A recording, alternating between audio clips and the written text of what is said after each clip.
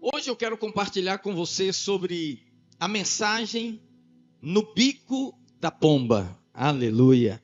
Gênesis capítulo 8, a partir do verso 6 até o verso 11, diz assim: a partir de agora, irmãos, 100% de atenção. Você tem que entender essa explicação inicial para você poder receber o impacto dessa palavra no seu coração. Gênesis 8, verso 6. Ao cabo de 40 dias, abriu Noé a janela que fizera na arca, e soltou um corvo, o qual, tendo saído, ia e voltava, até que se secaram as águas de sobre a terra. Depois soltou uma pomba, para ver se as águas teriam já minguado da superfície da terra. Mas a pomba, não achando onde pousar o pé, tornou a ele para a arca, porque as águas cobriam ainda a terra. Noé, estendendo a mão, tomou-a e a recolheu consigo na arca. Esperou ainda outros 7 dias, e de novo soltou a pomba fora da arca. À tarde, ela voltou a ele, trazia no bico uma folha nova de oliveira. Assim entendeu Noé que as águas tinham minguado de sobre a terra. Então esperou ainda mais 7 dias e soltou a pomba. Ela, porém, já não tornou a ele. Pai, essa é a tua palavra. A tua palavra é eterna, o teu nome é santo e o teu reino jamais terá fim. Abrimos o nosso coração nessa noite e te pedimos, fala conosco, Senhor. Diga isso para Deus: Senhor, fala comigo. Você que está online, diga, fala comigo, Senhor. Diga, Pai, eu quero ouvir a tua voz. Que o teu Espírito Santo, Senhor, use a minha boca, o meu coração, para transmitir aos teus filhos aquilo que o Senhor quer falar conosco, no nome de Jesus. Alguém diga amém. Queridos, nós vivemos num mundo altamente tecnológico, especialmente naquilo que diz respeito à comunicação. A comunicação, ela está muito acelerada. Às vezes, acontece uma coisa do outro lado do mundo e instantaneamente nós estamos assistindo daqui. Uma notícia que acontece aqui, alguém compartilha no grupo de WhatsApp, ela roda rapidamente, porque a pessoa lê, encaminha, o outro encaminha, joga num grupo e aquilo se multiplica de maneira que, uma vez que caiu na rede, você não tem mais como controlá-la. Mas eu pergunto para você, e quando não tinha WhatsApp? Quando não havia Instagram? Quando não tinha Facebook, telefone, telégrafo? Nem mesmo a tecnologia das cartas? Como que as pessoas se comunicavam? 3.000 anos antes de Cristo, os egípcios, os mesopotâmios, foram os primeiros que perceberam que o pombo, ele tem um grande senso de direção. E quando você solta, ele pode percorrer longas distâncias, mas ele é capaz de, onde ele estiver, voltar para o lugar de onde ele saiu. Então eles começaram a usar o pombo como pombo-correio. E primeiro utilizaram para questões de governança e de guerra. Estava tendo uma guerra, o monarca estava no palácio. Ele queria dar direções para o comandante, queria saber notícias da guerra. Então ele tinha um pombo que era, vamos dizer assim, adestrado para isso. E ele pegava uma mensagem, colocava amarrada ali no seu pé, lançava aquele pombo, ele ia em busca lá onde estava aquele grupo que fazia parte daquele reino. Ele pousava, ele era recolhido. Nós temos uma imagem, então uma outra imagem antes dessa. Isso, essa imagem aqui, você está vendo, é uma imagem de guerra, obviamente não da Mesopotâmia, mas da Primeira Guerra Mundial, onde eles recebiam o pombo, tirava a mensagem, colocava uma outra mensagem, soltava ele voltava. Depois, os gregos também passaram a utilizar nas Olimpíadas. Então, durante os campeonatos, os atletas iam sendo medalhados, conquistavam as suas posições, só que eles eram de cidades distantes. O que eles faziam? soltavam o pombo chegava na cidade antes do atleta, dizia que ele ganhou, né? Levava a mensagem. E quando o atleta entrava na cidade, ele já era recebido com palmas, com júbilos, com celebração, porque a mensagem antecedia o atleta. Daí essa expressão pombo correio, aquele que leva a mensagem. Todavia isso não foi uma invenção nem dos egípcios, nem dos mesopotâmios, nem dos gregos. O primeiro pombo mensageiro foi essa pomba que saiu da arca de Noé e que trouxe no seu bico uma mensagem. E essa mensagem veio em forma de uma folha de oliveira, dizendo: começou um novo mundo, começou um novo tempo. Era uma mensagem de que o dilúvio tinha cessado e as suas águas tinham minguado. E o que essa pomba, ela anuncia para nós? Qual a mensagem que ela traz? A primeira mensagem: a pomba anuncia um tempo de salvação. Mas antes de falar da salvação, eu tenho que responder uma pergunta muito importante que talvez você esteja fazendo. Por que Deus enviou o dilúvio sobre a terra? Ora, a Bíblia diz que de Adão a Moisés o pecado estava no mundo, mas o pecado não é levado em conta enquanto não existe lei. Por exemplo, suponhamos que você esteja numa estrada e nessa estrada não tem uma placa de velocidade e você passa ali a mais de 100 por hora, mas não tem nada dizendo que é 100 o limite de velocidade. Você não pode ser multado porque você não transgrediu, porque onde não há lei, não há transgressão. Mas uma vez que uma placa é colocada ali, limite de velocidade 100 km por hora, quando você ultrapassa essa velocidade, então você está em transgressão à lei de velocidade estabelecida naquela rodovia.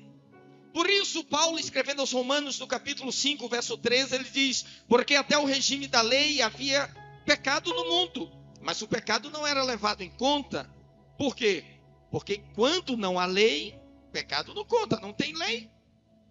Por isso que Deus mandou a lei, porque o homem não conseguia ver que ele era pecador. Quando Deus mandou a lei, ele ficou: uau, bombei em todas. Na 11ª questão. Então isso significa que o homem não poderia ser julgado pelo seu pecado, porque não havia lei. Então vem aí a pergunta: por que Deus enviou o dilúvio se não tinha lei? E se não tinha lei, não tinha transgressão. Então nós sabemos que Deus mandou o juízo sobre os homens nos dias de Noé, muito antes da lei. Depois também aconteceu em Sodoma e Gomorra. Não tinha lei, mas já tinha pecado. Não tinha lei, mas ele destruiu a cidade de Sodoma e Gomorra. Eu creio que a explicação para tudo isso não é o juízo, mas a misericórdia de Deus. Por quê, pastor? Porque lá em Gênesis 3,15 está escrito que quando Adão pecou, Deus sentenciou a serpente dizendo para ela: porém inimizade entre ti e a mulher, entre a tua descendência, a descendência da serpente, e o seu descendente, no singular, apontando para um que viria da mulher, que é Cristo Jesus. Este te ferirá a cabeça e tu lhe ferirás o calcanhar. Então, lá no proto-evangelho, na semente do evangelho, em Gênesis 3,15, o Senhor estabeleceu que da semente da mulher viria alguém que esmagaria a cabeça da serpente. E a partir daí, o diabo começa a ficar desnorteado, porque ele precisa identificar o Messias, porque se esse Messias nasce e ele sobrevive, ele vai derrotá-lo. Então ele quer matar, mas ele não sabe quem é. E ao longo da história ele vai matando muitos que ele supõe ser o Messias. O primeiro que ele matou foi Abel. A Bíblia diz que 2 irmãos chegaram no culto para apresentar as suas ofertas ao Senhor, Caim e Abel.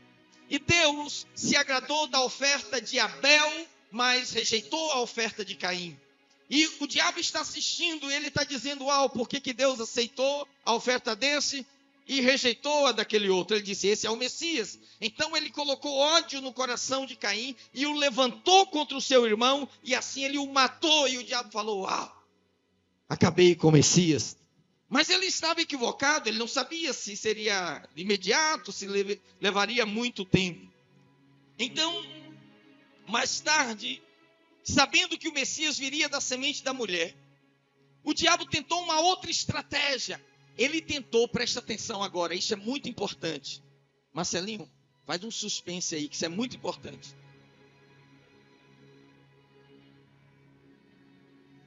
Isso, Marcelinho. Isso é muito importante. O que o diabo fez? Ele misturou seres angelicais caídos com homens.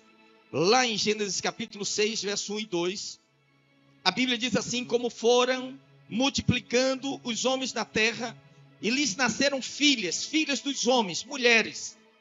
Vendo os filhos de Deus, que as filhas dos homens eram formosas, tomaram para si mulheres, as que entre todas mais lhe agradaram.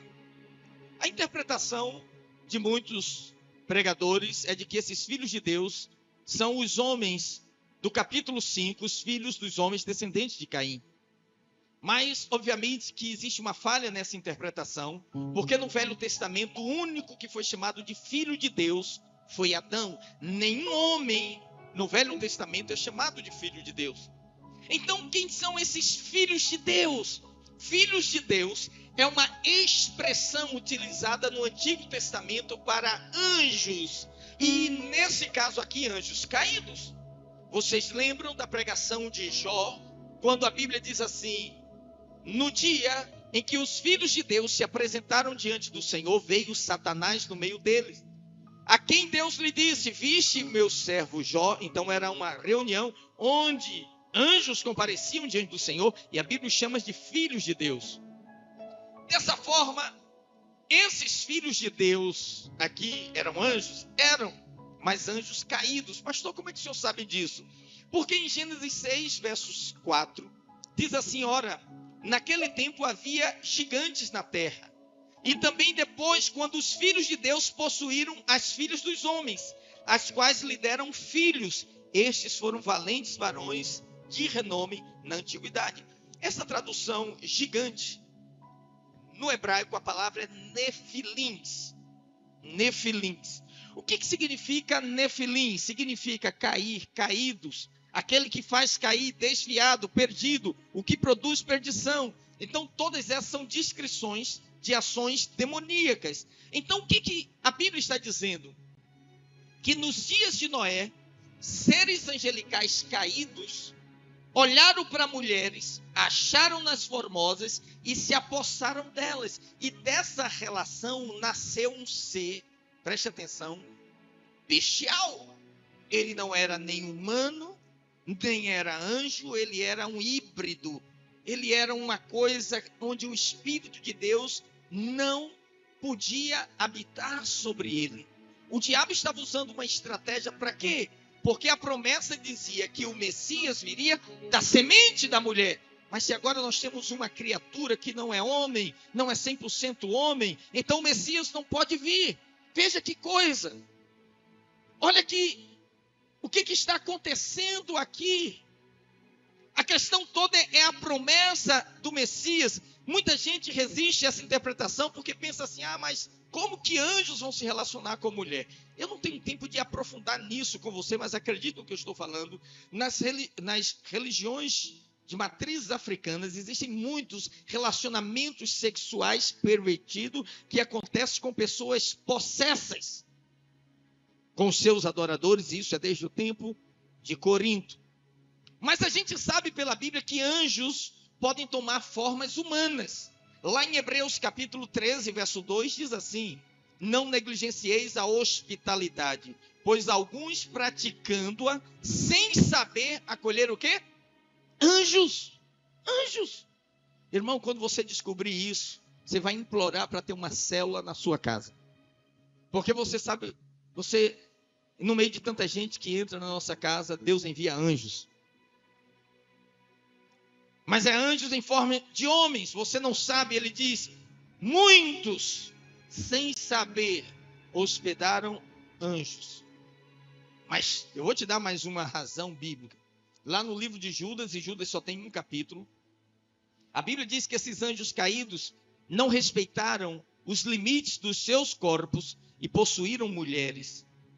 Lá em Judas capítulo 1, só 1, né, verso 6, diz assim: e a anjos, os que não guardaram o seu estado original, mas abandonaram o seu próprio domicílio, ele tem guardado sobre trevas, em algemas eternas, para o juízo do grande dia, como Sodoma e Gomorra, e as cidades circunvizinhas, que, havendo-se entregado à prostituição com aqueles, seguindo após outra carne, são postas para